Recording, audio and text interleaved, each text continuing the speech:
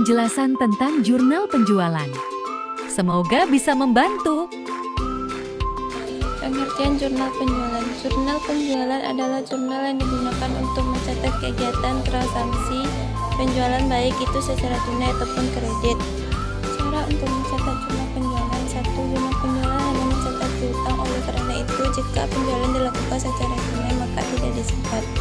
Pada dasarnya penjualan yang dilakukan secara tunai akan dicatat di akun jurnal penerimaan kas, namun pada praktik yang sering ditemukan masih ada sebagian orang yang menggabungkan penjualan tunai dalam akun jurnal penjualan.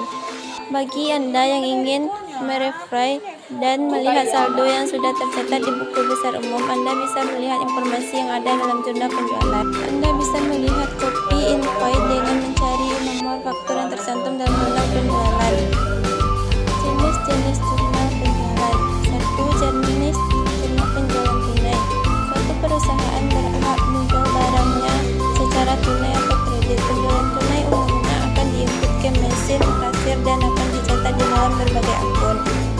2. Jurnal penjualan kredit. Jurnal penjualan kredit adalah suatu catatan jurnal yang dimanfaatkan untuk jenis transaksi penjualan secara kredit.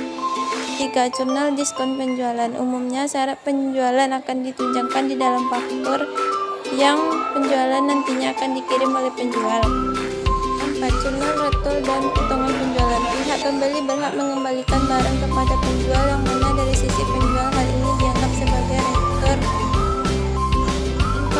Informasi penting yang umumnya terdapat dalam jurnal penjualan antara lain: 1. Tanggal transaksi, 2. Nomor rekening, 3. Nama pelanggan, 4. Nomor faktur. Jumlah penjualan debit akun hutang dagang dan kredit akun penjualan. Dalam jurnal penjualan, terdapat beberapa hal penting yang perlu diperhatikan, yaitu 1. Jurnal penjualan berfungsi untuk mencatat transaksi penjualan tunai, kredit, atau retur dengan baik dan benar.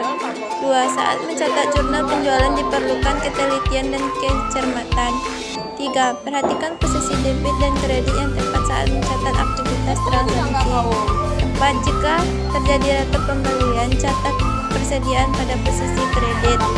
Jangan lupa untuk melakukan penghapusan hutang dan memperhatikan detail dari termin pembayaran yang telah disepakati. Pencatatan jurnal bisa dihitung dengan dua metode, yaitu metode periodik dan perpetual. itulah pembahasan tentang jurnal penjualan. Terima kasih.